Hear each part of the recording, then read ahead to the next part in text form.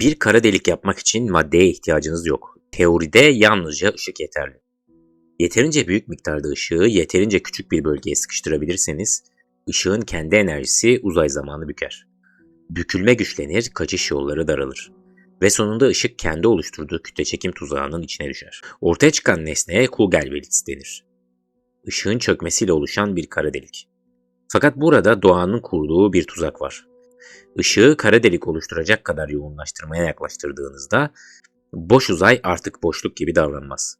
Işık elektronlara ve pozitronlara dönüşmeye başlar. Enerji hedef bölgesinden dışarı taşınır. Kara deliği oluşturması gereken ışık daha olay ufku ortaya çıkmadan başka bir şeye dönüşebilir. Peki kuantum vakumu gerçekten ışığın kara deliğe dönüşmesini engelleyebilir mi? Yoksa bu engel yalnızca ışığı yanlış biçimde sıkıştırdığımız senaryolarda mı ortaya çıkar? Kugel-Willis başlangıç malzemesi yıldız, gaz ve toz olmayan bir kara deliktir. Onu oluşturan enerji elektromanyetik radyasyondan yani ışıktan gelir. Bu fikir genel göreliğin gerçek bir sonucudur. Einstein'ın kuramında uzay zamanı büken şey yalnızca madde miktarı değildir. Enerji, momentum, basınç ve enerji akışı da kütle çekimin kaynağıdır. John Archibald Wheeler 1955'te ışığın kendi kütle çekimi tarafından geçici olarak bir arada tutulabileceği geon adlı yapıları inceledi. Daha sonraki çözümler ise saf elektromanyetik radyasyonun çökerek olay ufku oluşturmasına klasik genel göreliğin izin verdiğini açıkça gösterdi. Buradaki ilk büyük ayrımı yapalım. Bir geon kendi kütle çekimiyle geçici olarak tutulan bir ışık veya dalga paketidir. Kugel-Willis ise olay ufku oluşmuş gerçek bir kara deliktir. Her ışıktan oluşmuş kütle çekimsel yapı kara delik değildir. Günlük hayatta kütle çekimini ağırlıkla ilişkilendiririz. Bir taş ağırdır, ışık ise ağırlıksız görünür. Bu nedenle taşın uzayı büktüğünü, ışığın ise yalnızca uzayda ilerlediğini düşünmek doğaldır. Ancak bu resim eksiktir. Bir el fenerini açtığınızda çıkan fotonların durağan kütlesi yoktur. Fakat her foton enerji ve momentum taşır. Işık bir yüzeye çarptığında son derece küçük de olsa basınç uygular. Güneş yelkenlerinin ışıkla itilmesi bunun doğrudan sonucudur. Şimdi kapalı ve kusursuz aynalı bir kutu düşünün. Kutunun içi boşken belirli bir ağırlığı var. İçine ışık gönderip ışığın kaçmasını engellerseniz kutunun toplam enerjisi artar. Enerji arttığı için sistemin toplam eylemsizliği ve kütle çekim etkisi de artar. Bu fotonların aniden durağan kütle kazandığı anlamına gelmez. Kütlesi artan şey ışığı da içeren bütün sistemdir. Bir karşıt örnek düşünelim. Uzayda tek yönde ilerleyen sıradan bir lazer demeti kendi çevresinde kolayca kara delik oluşturmaz. Çünkü enerji ilerlemeye devam eder. Belirli bir hacimde kalmaz. Kara delik için yalnızca büyük enerji değil, o enerjinin uzamsal olarak hapsedilmesi gerekir. Bu nedenle Kugel-Willis tasarımının temel problemi çok güçlü bir lazer üretmek değildir. Asıl problem devasa enerjiyi aynı anda, aynı küçük bölgede ve dışarı kaçamayacak kadar yoğun biçimde buluşturmaktır. Zihinsel deneyimize başlayalım. Uzayın merkezinde boş bir küre seçiyoruz. Bu kürenin her yönüne lazerler yerleştiriyoruz. Bütün lazerler aynı anda merkeze doğru ateşleniyor. Amaç ışığı dışarıdan içeri çöken küresel bir kabuk haline getirmek. Genel görelilik bize basit bir ölçüt verir. Belirli miktarda enerji kendi Schwarzschild yarıçapının içine girerse olay ufku oluşabilir. Kütlesi veya eşdeğer enerjiyi artırırsanız kara deliğin yarıçapı büyür. Hedef yarıçapı küçültürseniz gereken toplam enerji azalır. Fakat o enerjiyi çok daha küçük bir bölgeye sokmanız gerekir. 1 metre yarıçapında olay ufku oluşturmak için gereken eşdeğer kütle yaklaşık 100 dünya kütlesidir. Bu kütlenin tamamını yalnızca 1 metre yarıçapındaki bölgeye sığdırmanız gerekir. Bu değer doğrudan Schwarzschild bağıntısından çıkar. Öyleyse daha küçük bir kara delik yapalım, daha az enerji gerekir diyebilirsiniz. Toplam enerji gerçekten azalır fakat gereken alan şiddeti yani ışığı o küçücük hacimde taşıyan elektrik ve manyetik alanlarının büyüklüğü yükselir. Hedef küçüldükçe odaklama hassasiyeti, frekans gereksinimi ve güç yoğunluğu daha da aşırı hale gelir. Bu bir odayı ısıtmakla bir iğnenin ucunda aynı enerjiyi toplamaya çalışmak arasındaki farktır. Toplam enerji azalabilir fakat yoğunluk sorunu katlanarak büyür. 2024 çalışmasında kara delik eşiğine karşılık gelen elektrik alanının hedef yarıçapla ters orantılı büyüdüğü gösterildi. 1 metrelik ölçek için gereken karakteristik alan, Schwinger alanından yaklaşık 9 büyüklük mertebesi daha yüksektir. Burada ikinci bir yanlış sezgi ortaya çıkar. Işık kendi kütle çekimiyle bir arada tutuluyorsa zaten kara delik oluşmuş sayılmaz mı? Bir geonu aynaları görünmeyen bir ışık odası gibi düşünün. Işık kendi oluşturduğu uzay zaman eğriliği içinde dolanır. Fakat bu yapıdan dışarı çıkış hala mümkündür. Işık yavaş yavaş sızabilir ya da yapı kararsızlaşıp dağılabilir. Olay ufkunda ise durum farklıdır. Ufkun içinden dışarı yönelen bütün gelecek yolları yine içeriye doğru girer. Olay ufku üzerine çizilmiş fiziksel bir yüzey değildir.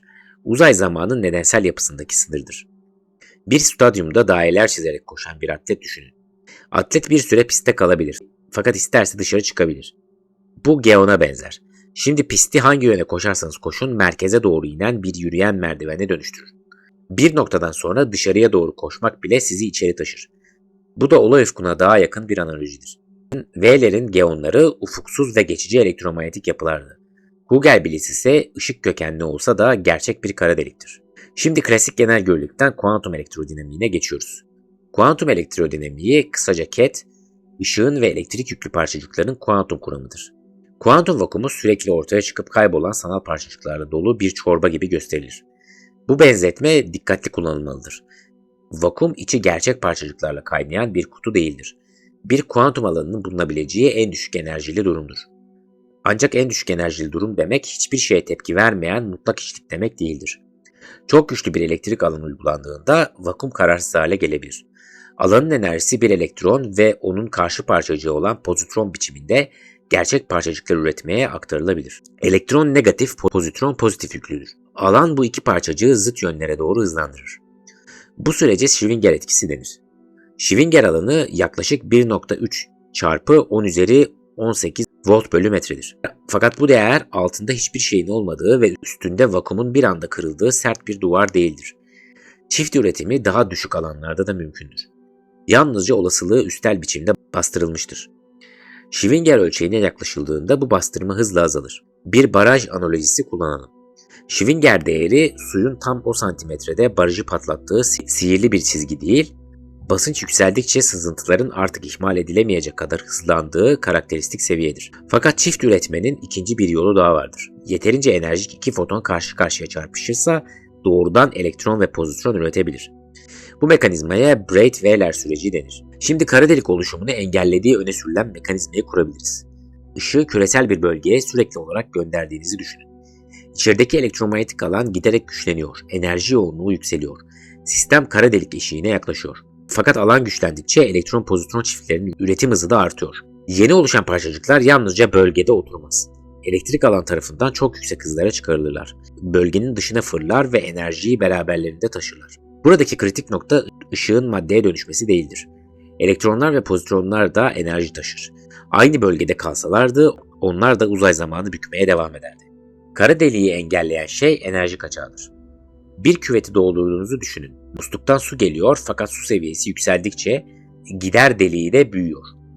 Başlangıçta giriş çıkıştan hızlıdır. Seviye yükselir. Sonra gider o kadar büyür ki küvete eklediğiniz bütün su aynı hızda dışarı çıkar. Küvet hiçbir zaman taşma seviyesine ulaşmaz. 2024 tarihli No Black Holes from Light çalışması, ışığın yavaş ve sürekli biçimde bir küreye aktarıldığı modelde buna benzer bir sabit nokta buldu.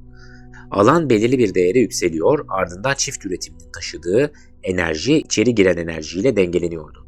Bu denge kara delik eşiğinin altında kalıyordu. Çalışmanın laboratuvar ölçeği için hesapladığı gerekli ışınım yoğunluğu yaklaşık 10 üzeri 83 watt bölü metrekareydi. En güçlü deneysel lazer darbeleri ise yaklaşık 10 üzeri 27 watt bölü metrekare ölçeğindedir. Arada yalnızca daha iyi teknolojiyle kapanacak bir fark yoktur. Yaklaşık 56 büyüklük mertebesi vardır. Bir büyüklük mertebesi 10 kat demektir. 56 büyüklük mertebesi bir sayının sonuna 56 sıfır eklemek anlamına gelir. 2024 sonucu güçlüydü ancak kullanıldığı kurulum belirliydi. Enerji küreye adiabatik biçimde aktarılıyordu. Adiabatik kavramı alanın parçacık süreçlerine kıyasla yavaş ve düzgün değişmesi anlamına gelir. Bir düğmeye aniden basmak yerine ışığın şiddetini kontrollü biçimde yükseltmek gibi. 2025'te Don Page bu varsayımı itiraz etti. Page'in temel sorusu şuydu. Ya ışığı yavaşça biriktirmek yerine çok kısa ve çok güçlü ışık darbelerini birbirine çarptırırsak? Yaklaşık düzlemsel iki ışık kabuğu karşı yönlerden ilerliyor. Birbirlerinin içinden geçtikleri çok kısa anda enerji belirli bir bölgede toplanıyor. Genel görelilik bu yoğunlukta kapalı bir tuzak yüzeyi oluşturabiliyor. Kara delik yeterince hızlı meydana gelirse elektron-pozitron çiftlerinin enerjinin büyük bölümünü dışarı taşıması için zaman kalmayabilir. Page böyle ideal düzeneklerde kaybolan enerjinin küçük bir kesirle sınırlı kalabileceğini ve Planck uzunluğuna yakın ölçeklere kadar saf fotonlardan kara delik oluşumunun teorik olarak mümkün olduğunu savundu. Aynı zamanda bunun doğada gerçekleşmesinin ve insanlar tarafından üretilmesinin son derece olasılık dışı olduğunu da belirtti. Burada teorik olasılık ile mühendislik olasılığını ayırmalıyız. Matematikte kusursuz düzlemsel ışık darbeleri oluşturabiliriz. Sonsuz genişlikte ve olağanüstü hassas biçimde senkronize dalgalar varsayabiliriz. Gerçek laboratuvarda ise lazerlerin sonlu açıklıkları vardır. Işınlar dağılır, odaklama kusursuz değildir. Darbeler aynı fazda ve aynı anda buluşmaz. Optik elemanlar bu güce dayanamaz. Üstelik ışığın küçük bir sonlu kaynak grubuyla kütle çekimsel olarak odaklanması da yeterli görünmemektedir. 2025 tarihli ayrı çalışma, yoğun lazerler veya kompakt gök cisimleri gibi sınırlı sayıda kaynağın ışığını odaklamanın kara delik oluşturmak için uygun bir mekanizma olmadığına ilişkin kanıt sundu. Şimdi tartışmayı askıya alalım ve varsayalım Kugelbliss gerçekten oluştu. O andan sonra ışıktan yapılmış kara delik ifadesi yanıltıcı hale gelir. Bir evin tuğladan veya ahşaptan yapıldığını söyleyebiliriz. Çünkü malzeme içeride yapısal kimliğini korur. Kara delikte ise başlangıç malzemesinin ayrıntıları dış gözlemciden büyük ölçüde gizlidir. İçeri yıldız mı çöktü, antimadde mi düştü, yoksa saf ışık mı sıkıştırıldı? Dışarıdan ölçebildiğimiz temel özellikler büyük ölçüde toplam kütle enerji, elektrik yükü ve dönmedir. Işığın başlangıçtaki rengi, fazı ve darbe düzeni dışarıdan açıkça okunmaz. Bu nedenle Kugelbliss olay ufku oluştuktan sonra özel bir ışık kara deliği türü gibi davranmaz.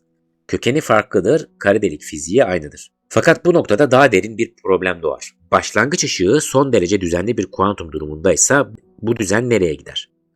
Bir lazer ışınında fotonların tek tek aynı yerde bulunması gerekmez. Düzen dalgaların faz ilişkilerindedir. Bir orkestradaki müzisyenlerin aynı notayı aynı anda çalması gibi. Kara delik daha sonra düzensiz termal radyasyon olarak buharlaşırsa başlangıçtaki o hassas ilişkiler nasıl geri çıkar?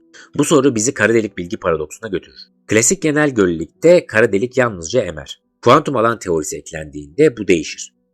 Stephen Hawking kara deliğin çevresindeki kuantum alanlarının uzaktaki gözlemciye termal parçacık akışı gibi göründüğünü gösterdi. Kara delik enerji kaybeder, kütlesi azalır. Yeterince uzun zaman sonra tamamen buharlaşabilir.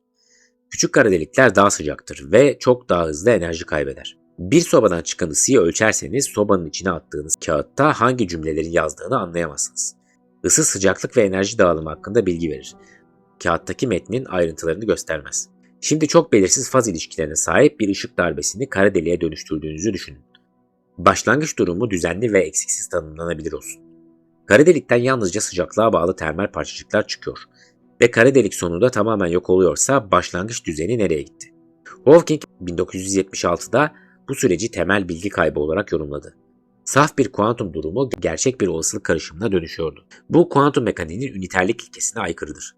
Üniterlik kapalı bir kuantum sisteminin geçmiş bilgisinin gelecekte tamamen yok olmamasını ifade eder. Bilgi karmaşık hale gelebilir. Fakat temel düzeyde silinmez. Bir iskambil destesini belirli bir sırayla dizip kapalı bir makineye attığınızı düşünün. Makine kartları karıştırıp tek tek dışarı çıkarıyor. İlk birkaç karta bakarsanız sonuç tamamen rastgele görünebilir. Fakat rastgele görünmek başlangıç sırasının yok edildiğini kanıtlamaz. Bilgi tek tek kartlarda değil, bütün kartlar arasındaki son derece karmaşık ilişkilerde saklanabilir. Kara delik bilgi paradoksunun modern biçimi tam olarak budur. Hawking radyasyonu gerçekten bilgisiz midir? Yoksa tek bir parçacıkta görülmeyecek kadar ince korelasyonların içinde midir? Don Page, kuantum evriminin üniter olduğu kabul edilirse Hawking radyasyonunun entropisinin nasıl davranması gerektiğini inceledi. Entropiyi burada erişemediğimiz veya ayırt edemediğimiz bilgi miktarı gibi düşünebiliriz. Buharlaşmanın başında çıkan radyasyon oldukça rastgele görünür. Entropi yükselir. Fakat kara delik küçülüp radyasyon sistemin büyük bölümünü oluşturmaya başladığında bilgi dışarı çıkıyorsa entropinin düşmesi gerekir. Önce yükselen sonra alçalan bu davranışa Page eğrisi denir. 2019'dan sonra geliştirilen ada ve replika solucan deliği hesapları kontrollü düşük boyutlu kütle çekim modellerinde bu eğriyi yeniden üretebildi.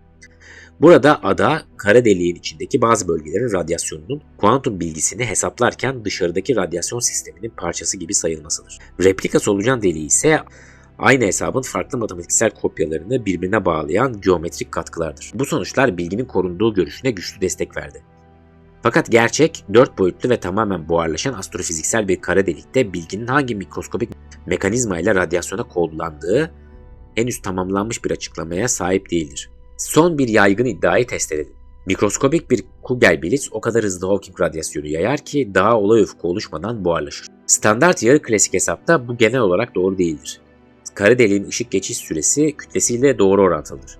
Hawking buharlaşma ömrü ise kütlenin yaklaşık küpüyle büyür. Bu iki ölçeği karşılaştırdığımızda Hawking hesabının güvenilir olduğu kara deliklerde buharlaşma süresi ufkun oluşma süresinden çok daha uzundur. İki süre ancak Planck kütlesinin de altındaki bir bölgede birbirine yaklaşır. Fakat tam orada kullandığımız yarı klasik uzay zaman resmi güvenilirliğini kaybeder. Artık düzgün bir olay ufkundan, klasik geometriden ve standart Hawking sıcaklığından aynı kesinlikte söz edemeyiz. Dolayısıyla mikroskopik kara delikler hızlı buharlaşır fakat yarı klasik olarak anlamlı bir kara delik normal hesapta oluşmadan önce buharlaşmaz.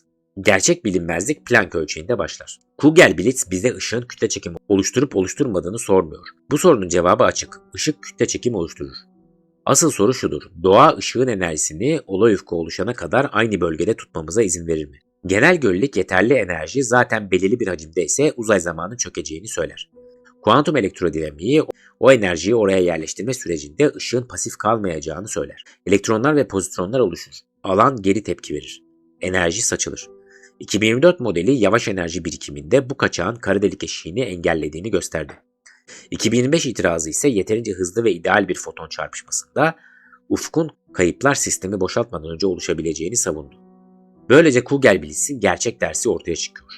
Bir teorinin belirli bir son duruma izin vermesi, doğanın o son duruma giden bütün yolları açık bıraktığı anlamına gelmez. Fakat bir yolun gerçekçi koşullarda kapalı olması da bütün ideal yolların matematiksel olarak yasaklandığını göstermez. Bugün bir Kugel-Blitz yapamayız. Doğada oluştuğuna ilişkin bir kanıtımız da yoktur. Ancak saf ışığın kara deliğe dönüşmesinin bütün olası dinamiklerde imkansız olduğu da gösterilmiş değildir. Evrenin ilk anlarında her yer son derece sıcak bir radyasyon ve parçacık plazmasıyla doluydu. Bugünkü laboratuvar sınırları, sakin vakum varsayımları ve kontrollü lazer düzenekleri orada geçerli değildi. Öyleyse erken evrende oluşmuş en küçük kara delikler gerçekten yoğun madde ceplerinden mi doğdu? Yoksa bazıları evrenin kendi ışığının ve radyasyonunun çökmesinden oluşmuş kozmik Kugel-Blitz'ler olabilir miydi? Dinlediğiniz için teşekkürler, sağlıcakla kalın.